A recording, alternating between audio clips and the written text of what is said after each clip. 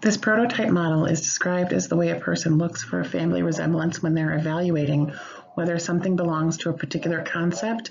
The prototype is based on the average characteristic or group of traits of concept.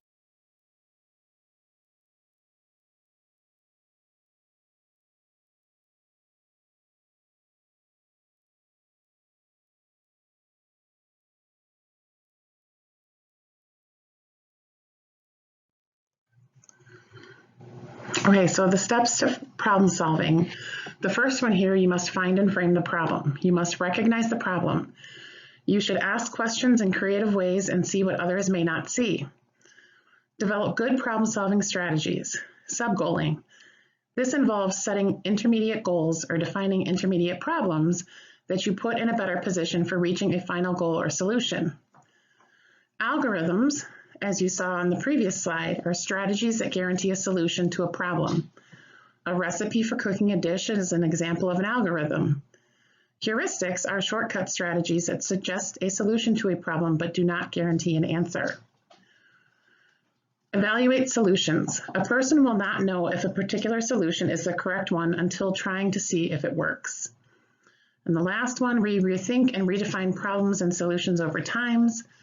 People should continually rethink and redefine problems. They should always be trying to improve on the last problem to come up with an even better way of finding a solution.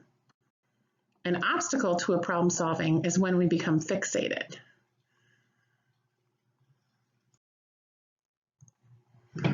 Critical thinking means thinking reflectively and productively and evaluating the evidence.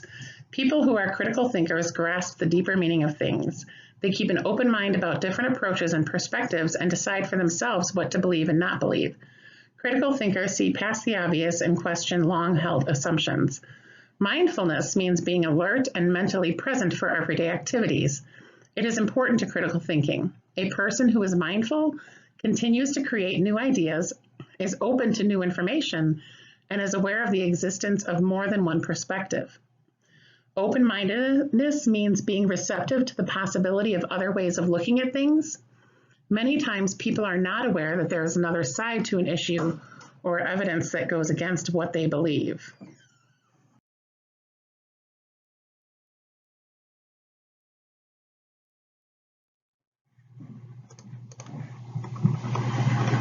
Creativity refers to the ability to think about something in novel, unusual ways and come up with unconventional solutions to problems. Divergent thinking produces many answers to the same question. Convergent thinking means there's only one answer to a question. Creative thinkers have the following characteristics: flexibility and playful thinking, an inner motivation, a willingness to face risk, and the ability to evaluate work objectively. Alfred-Binet developed the first intelligence test. He designed the test to determine which students would not benefit from regular classroom instruction. Binet developed the concept of what is known as a person's mental age, meaning their level of mental development relative to that of others. A person's chronological age is the actual temporal age of the individual. Intelligence quotient, or IQ, was developed by William Stern. IQ is determined by a person's mental age divided by their chronological age and then multiplied by 100. If a person's mental age is the same as their chronological age, their IQ is 100, which is average. A normal distribution is a bell-shaped curve with the majority of the scores falling in the middle of the distribution.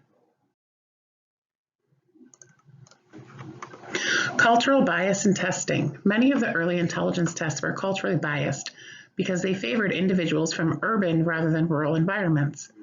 They were also biased towards people of middle as opposed to low socioeconomic status and white Americans rather than African Americans. Culturally fair tests are intelligence tests that are designed to be culturally unbiased.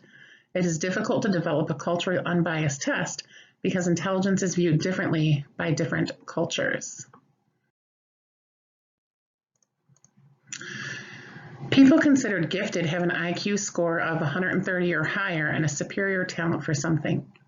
Lewis Terman ran extensive studies on children who were classified as gifted and found that they were not only academically gifted, but were also socially well-adjusted. Giftedness is a product of both heredity and environment. An intellectual disability, formerly termed mental retardation, is a condition of limited mental ability in which a person has an IQ score below 70 and has difficulty adapting to everyday life. Organic intellectual disability is caused by a genetic disorder or brain damage. Down syndrome is a form of organic intellectual disability that occurs when an extra chromosome is present in an individual's genetic makeup. Cultural familial intellectual disability is a mental deficit in which no evidence of organic brain damage can be found.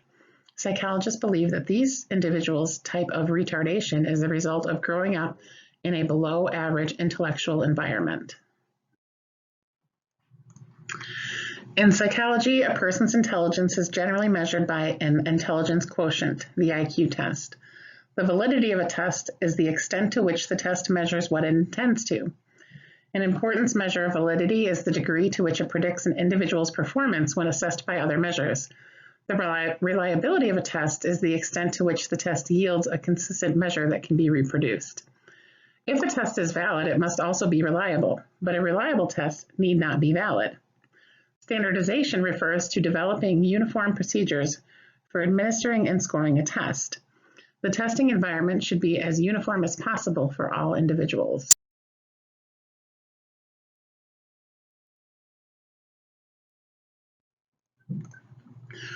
Biases and heuristics. Loss aversion is the tendency to strongly prefer to avoid losses compared to an attempt to acquire gains. The confirmation bias is the tendency to search for and use information that supports our ideas rather than refutes them. The confirmation bias is even stronger when a person seeks out others who share his or her beliefs. Hindsight bias is the tendency for a person to report falsely that they predicted an outcome. The availability heuristic refers to a prediction about the probability of an event that is based on the ease of recalling or imagining similar events. Base rate neglect is the tendency to ignore information about general principles in favor of very specific but vivid information. The representative heuristic refers to the tendency to make judgments about group membership based on physical appearances or stereotypes that rather than the available information. Fixation means re-employing a prior strategy and failing to look at the problem from a fresh new perspective.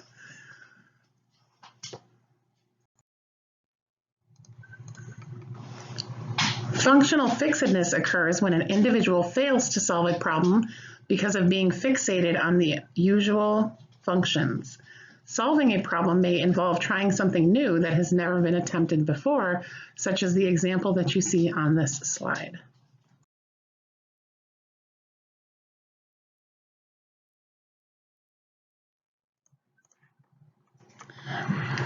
Language is a vehicle for communicating most of our thoughts to each other. The role of language in cognition. Language helps people think, make inferences, handle difficult decisions, and solve problems. Benjamin Whorf argued that language determines the way we think, a view that has been called the linguistic relativity hypothesis. The role of cognition in language. Although thought influences language and language influences thought, there is increasing evidence that language and thought are not part of a single system. Biological influences. The brain, nervous system, and vocal apparatus of our ancestors changed over hundreds of thousands of years. Our sophisticated language ability gave humans a great advantage over other animals and increased our chances of survival. Language universals. According to Noam Chomsky, humans are pre-wired to learn language at a certain time in life and in a certain way. Children all over the world reach language milestones at around the same time in life and in about the same order. Language in the brain. Research has shown that the brain has regions that are predisposed for being used for language. Language processing, such as speed and grammar, mainly occurs in the left hemisphere. Environmental influences. The environment also plays a role in language development. Child experiences, the particular language learned, and the context learning takes place can influence learning acquisition. Some language experts argue that there is a critical period for language development. This is a particular time in a child's life, such as preschool, that language must develop, or it never will. Socioeconomic status is also a strong predictor of language development. such that children from poorer economic backgrounds show lower levels of language skills, including vocabulary and understanding of syntax and grammar. By the age of 4, the average child from a poorer family group will be exposed to 30 million fewer words than the average child from an affluent family group. Phonology refers to a language's sound system and the sets of rules that ensure certain sound sequences occur and others do not. Morphology is a language's rules for word formation.